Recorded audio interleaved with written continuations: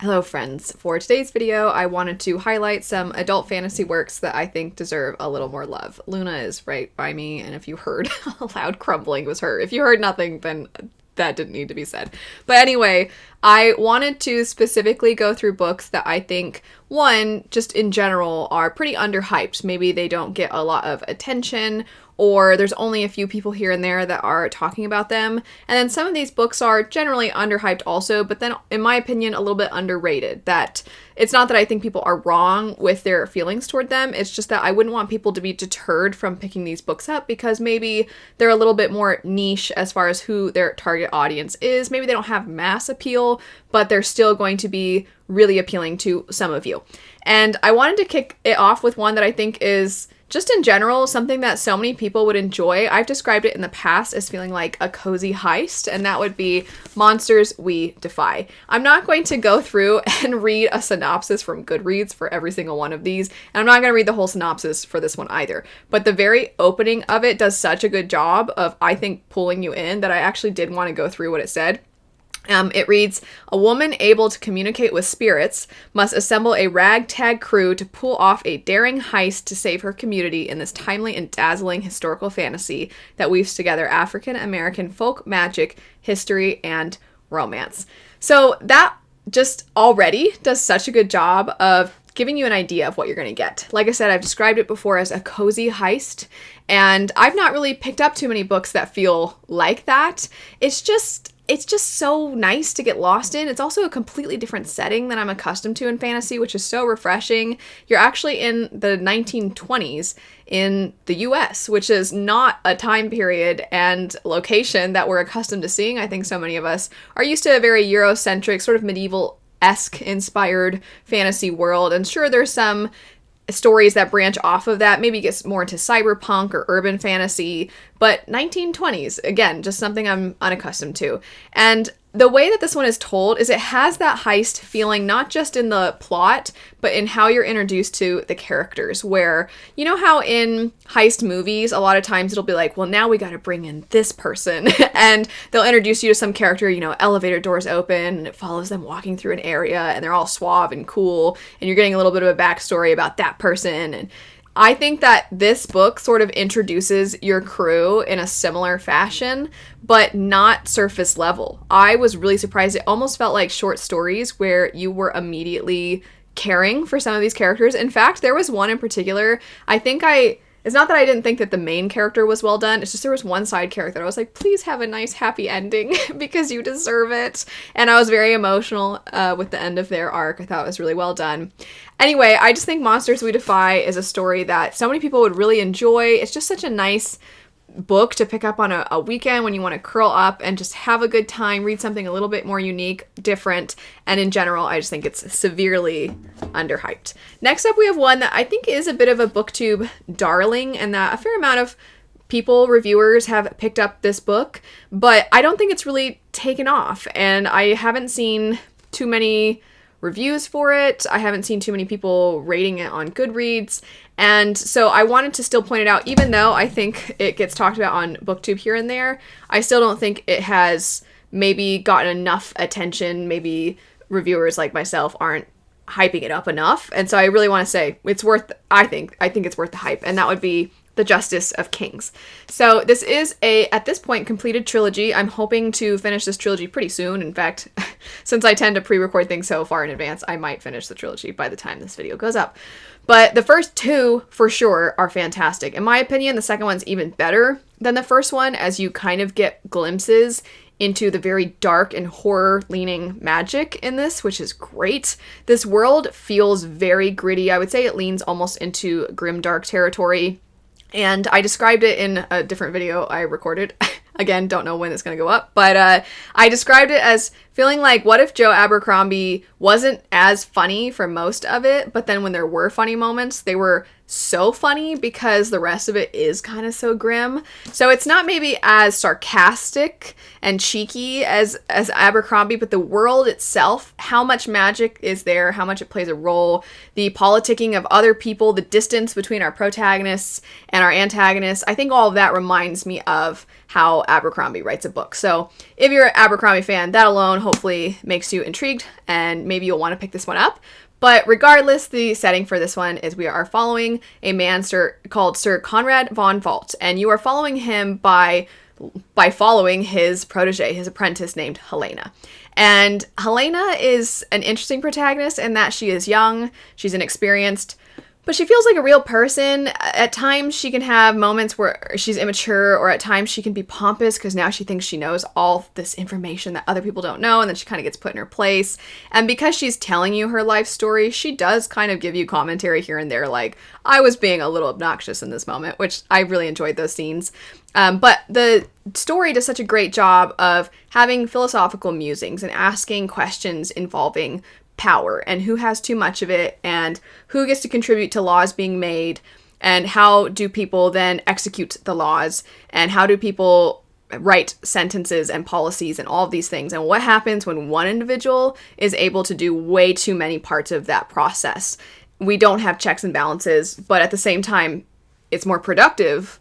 But he's only one man, so he's gonna make mistakes. And it asks those questions really well. I think it asks those questions even better in the second book. And the magic gets so out there and weird and dark. And basically, if you're like, I like the idea of necromancers, but I want it done in a way that I've not really encountered before. Or if you like death magic or examining if there's something after death, but you don't want to have it be this concrete thing. It's just really well done. It's creepy. It's vivid. It's dark. I think Justice of Kings, definitely a lot more people, I think, are going to really like this one. Next up, we have Age of Assassins. And if you're a fan of Robin Hobb, or if you're a fan of Farseer specifically, but you're like, what if Fitz wasn't so annoying? Then maybe check out Age of Assassins. Or maybe you love Fitz, and I'm sorry I just hurt your feelings, because maybe... I know some people are like, oh, he's my baby. I find him pretty insufferable, but I did not find the main character of Age of Assassins insufferable. The plots sound very similar, but I do think that they have enough about them that makes them feel separate enough. It doesn't feel like it was just a copy-paste, even though when I describe it, it might sound like that. So the setup for this story is that you have some nobility who are requesting the services of our main character's mentor, who is an assassin. And so she is now employed trying to investigate this certain situation. It would seem that this assassin, our mentor figure, is investigating another assassin. And that would make you think there's going to be so much action. There's not. So our main character, being the mentee of an assassin, is training to become one. And where the parallels are with Farseer in particular is this character does not have a whole lot of agency in their own life. They don't get to make very many decisions for themselves, but you're kind of following them as they're at the whims of nobles, and you're seeing how they're trying to navigate this and how they're trying to come into their own, because in a lot of ways it is a coming of age story. So it's kind of slower going, despite the fact that the title and the concept of assassins, investigating assassins, sounds really adventurous. It's slower going, but I thought very poignant and had quite a bit of depth. After that, we have the Wolf of Oren-Yaro. This is one where I think it's both underhyped and underrated. The setup for this story is you follow this woman who she is currently ruling in this one area, and she is struggling to hold on to power. There's a lot of people she feels she cannot trust. There's a lot of people that don't think that she's cut out for this role. And she also is dealing with the fact that her husband, who is supposed to be at her side and who's the father of her child, he either left, went missing, was kidnapped. You don't really know, but at the beginning of the story, she receives word from him and he's saying, come meet me in this city. And she's very aware that this could be a trap. She's very aware that it might not even be him, but she also really needs him on her side if she's going to win over all of her adversaries, all of the people who question her reign. So she takes it upon herself to try and find him. And once she is in this city, it's just her trying to claw her way through a lot of dangerous situations. So while it starts out with a plot, I think once our main character gets to the city, you really don't know. It's your edge of your seat. You don't know what's going to happen next. You don't know who she's going to encounter. That can make it feel a little meandering at times, But if you like the kinds of stories that you feel like you're dropped into this world, you're dropped into a cool setting, and you're just navigating it alongside the characters, you're getting to know the world alongside the characters, then I think that Wolf of Oren-Yaro is definitely worth giving a shot. After that, we have a self-pub fantasy, and that would be Rise of the Ranger. This is done quite well, I would say, in a lot of self-pub circles. But obviously, self-pub circles don't typically tend to hit the numbers the way something like a Sanderson book does, or other staples within the fantasy genre.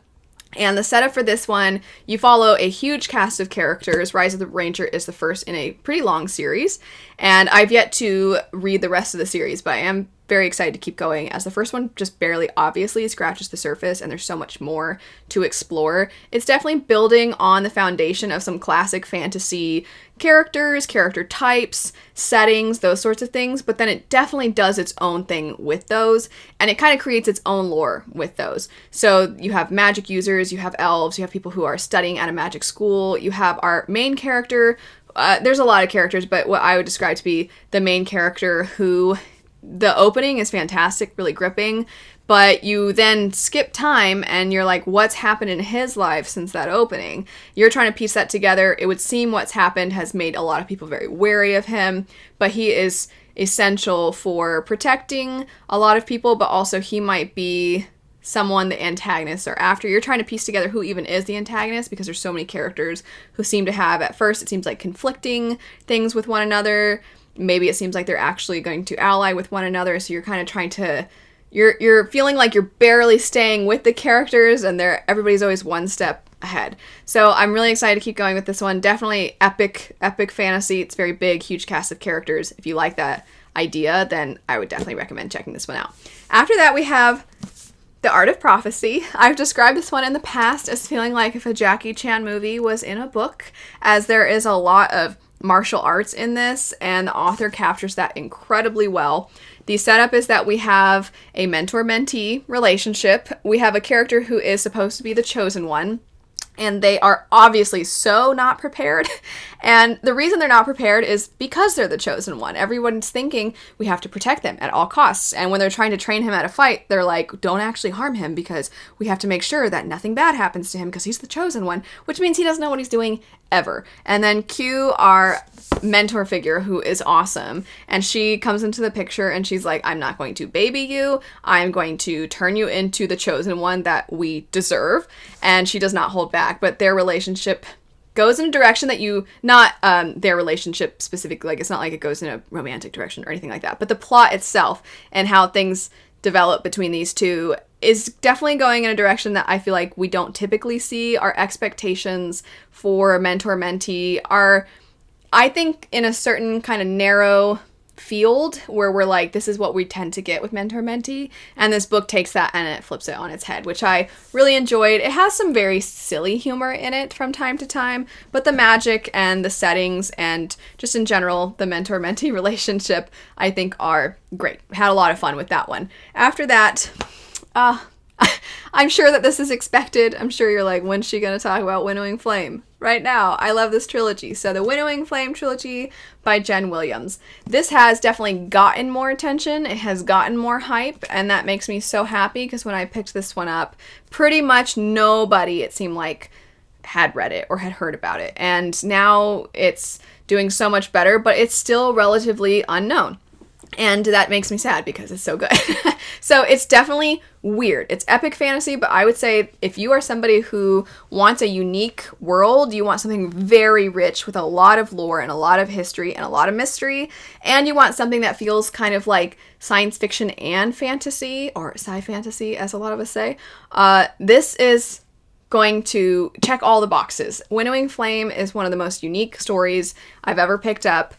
The setup, I always struggle because there's so much to it, but the very brief setup for this is that there is a tree that feeds a certain race of people, and now that tree is dying, thus this race of people are dying, but they hold all the secrets to all of the wars that have occurred on this planet in centuries past. And now that all of them are dying off, none of the rest of the world knows what to do if this unknown threat that they are aware has come to their planet before. If it returns, they have no idea how to fight it. They don't know anything about it. So you have a character who's trying to research, she's human, she's trying to research their planet's past through basically archaeological studies. She's awesome. And then you have a character who's one of the last Eborans, and you have a character who's a witch, but not a witch in a way that you've probably seen before. And this crew comes together to try and learn things, I'll say. After that, we have Arrows of the Queen by Mercedes Lackey. And as far as classic fantasy goes, I know there's plenty of people out there who have read Mercedes Lackey. Maybe you grew up reading Mercedes Lackey. But I find for this kind of newer generation of fantasy readers that when they look into classic fantasy or slightly older fantasy, some of it's not really classic, but slightly older, they look to things like Robert Jordan, Lord of the Rings, of course. They'll maybe pick up some Robin Hobb. Even though Robin Hobb is a little bit more modern, it still feels like classic fantasy. And Mercedes Lackey gets kind of lost in the conversation, even though I think after having read just this original trilogy, I think it's very clear that she had a huge impact on the genre. So the first book in this in particular is the one I want to highlight. It's obvious this is a part of a greater world, and I'm not saying books 2 and 3 aren't worth reading, but book 1 was so good that if you really, really liked it, you could just read that and just know like, oh, okay, this is a small part of a story that exists within a bigger world, but I can just read this. As the first one is looking at a young girl named Talia who has been mistreated and abused by her family and her small village, and she is kind of whisked away by this magical horse and taken to this place where they train people how to become protectors of the realm. And our main character is somebody who is learning how to trust others, how to trust adults. She is learning how to speak up for herself, to value herself. And seeing that in a fantasy story is, in my opinion, it's like everything I want from a coming-of-age story. There's some really beautiful, heartwarming moments in this. There are elements of the first book that I would say make it very, very cozy. Books 2 and 3, not so much, not really cozy. They get very dark, actually, at times, surprisingly. But it's just classic fantasy kind of the way I want. It's also in some ways, not all, but in some ways, very ahead of its time. And I think that it's going to surprise a lot of people, as it's not just ahead of its time, I think it's ahead of where we are now in a lot of ways. So I just thought it was so, it just really dissected how trauma on a child can affect that child later, and how important it is that there are positive role models and that there are people that allow that child basically the time that they need to heal, the guidance they need, and how to value themselves. It's really, really well done. And also the training aspects and the school and all that. If you like that kind of stuff in fantasy stories, then I think you'll really like it. The last thing I'm going to mention is not actually a book, but rather a manga, and that would be Girl from the Other Side. And this story, I think, is great if you don't typically read manga. It's not very long, and it's definitely really out there, but the art style is very minimalistic. It's very mature. There is this very eerie sense to everything. You don't really know what's going on. But what you do know is that there is this creature and this little girl.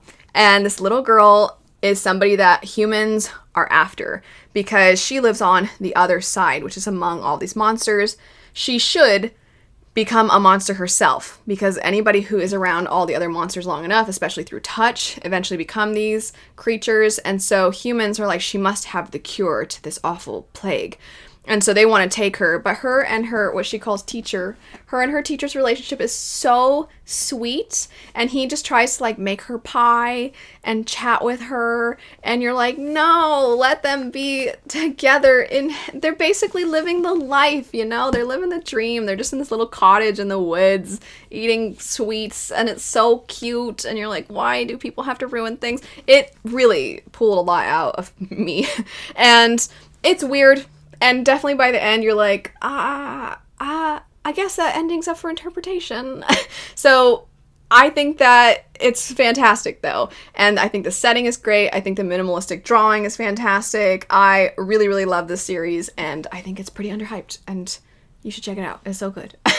Anyway, that's it for some adult fantasy that I think deserves more love. I will do, likely at some point, a part 2 to this, as I have so many more books on my list that I want to hype and get the word out a little bit more for.